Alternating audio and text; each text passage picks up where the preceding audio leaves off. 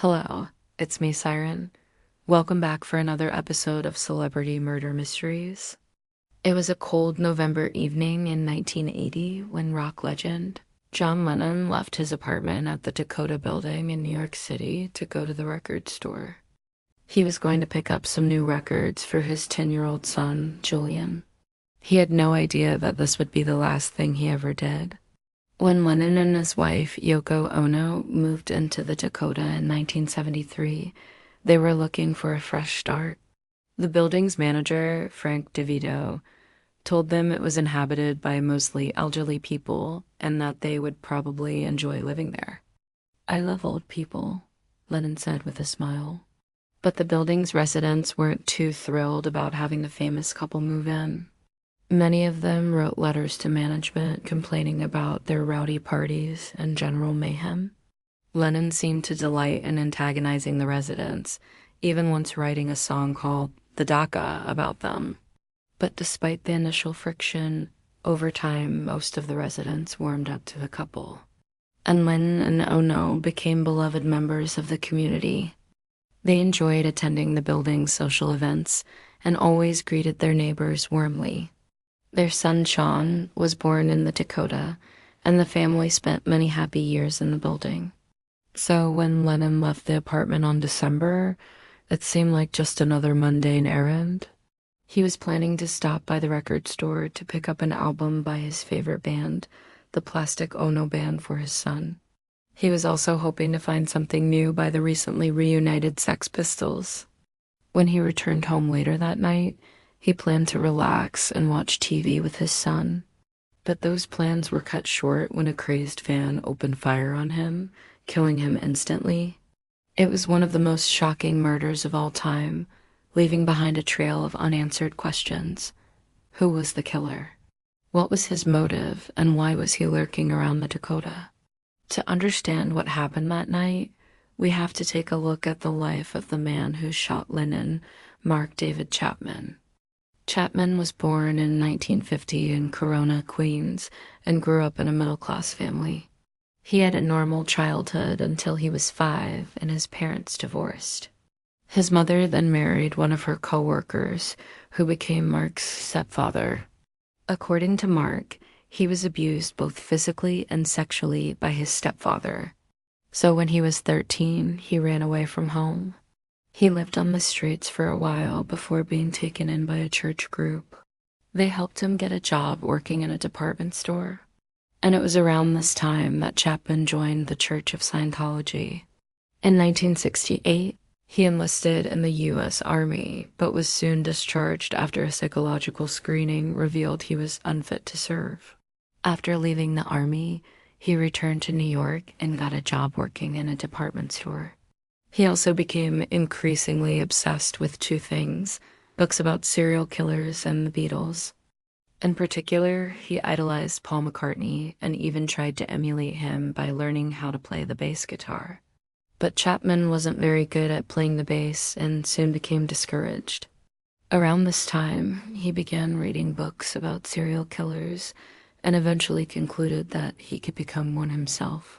He began stalking women and even attacked one with a knife, but she managed to escape. Chapman was arrested for the attack, but the charges were soon dropped when the woman refused to testify against him. This gave Chapman the confidence he needed to kill someone and get away with it. He began attending Beatles concerts and even met Paul McCartney, briefly backstage after a show in 1976. But his real obsession was John Lennon. Chapman felt that Lennon was a hypocrite because he had once been a member of the Nazi Party, and now he was a rich, famous rock star who lived in a luxurious apartment with his wife. Chapman believed that Lennon had everything he wanted, and that made him the perfect target. On October 9th, 1980, Chapman arrived at the Dakota and waited in the shadows until Lennon appeared.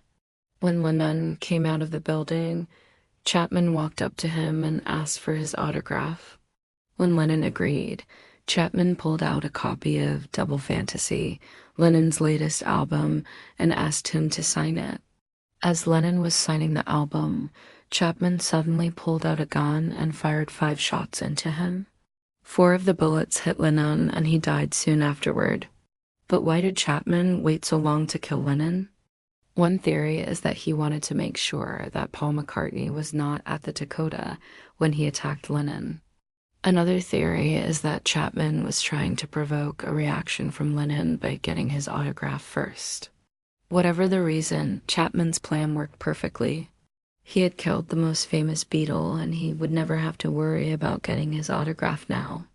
After shooting Lennon, Chapman walked back to his apartment at the Hotel Amada across the street from the Dakota. He then called the police and confessed to the murder. When the police arrived at his apartment, they found a weapon and several pieces of evidence linking Chapman to the crime. He was immediately taken into custody and charged with second-degree murder. At his trial, Chapman's defense team argued that he should not be held responsible for his actions because he had been insane at the time of the murder. They called several witnesses to testify that Chapman had been hearing voices in his head that told him to kill Lennon. However, the prosecution was able to prove that Chapman had planned the murder in advance and had even written a story about it in a novel he had been working on. In the end, the jury found Chapman guilty of second-degree murder, and he was sentenced to 20 years in prison. Chapman's behavior in prison has been erratic. At first, he was very cooperative and even gave interviews to magazines and newspapers about his crime. However, he later became more withdrawn and violent, attacking other inmates and prison staff. He has been denied parole 8 times, with the most recent denial coming in 2024. He is currently serving his sentence at Wend Correctional Facility in New York. But what if Chapman had not been caught? How could such a tragedy have been avoided? Well, there is one person who believes that they could have saved Lennon's life. Paul McCartney. McCartney was performing with his band Wings in Japan when he heard about Lennon's death. He was shocked and saddened by the news, but he knew that he had to carry on with the show. As he stepped onto the stage, the crowd began to chant, "John, John, John." McCartney looked out at the sea of faces and knew that he had to do something. He began to sing Lennon's most famous songs, including Give Peace a Chance and Imagine. The crowd sang along with him, their voices echoing through the stadium. It was a moving tribute to a friend and colleague who had been lost. But what if McCartney had done more? What if he had used his influence to help prevent the murder? Some believe that McCartney could have used his fame and status to raise awareness of the dangers of obsessive fandom. He could have spoken out against the harassment and stalking of celebrities, which was becoming increasingly common in the 1970s and 80s. McCartney could have also reached out to Chapman before the murder and tried to help him get treatment for his mental health issues. It's impossible to say whether any of these actions would have prevented the tragedy, but it's worth considering what could have been done differently. Ultimately, though, responsibility for Lennon's death lies with Chapman alone. No one else could have pulled the trigger except him. Despite the pain and suffering he caused Lennon's family and friends, though, there is hope that he can still find redemption. Chapman has expressed remorse for his crime and has said that he wants to be released from prison to spend his final years in peace. Whether or not he will ever be granted parole remains to be seen. But one thing is certain, the music of John Lennon will live on forever. What do you think? Could Paul McCartney have saved John Lennon's life?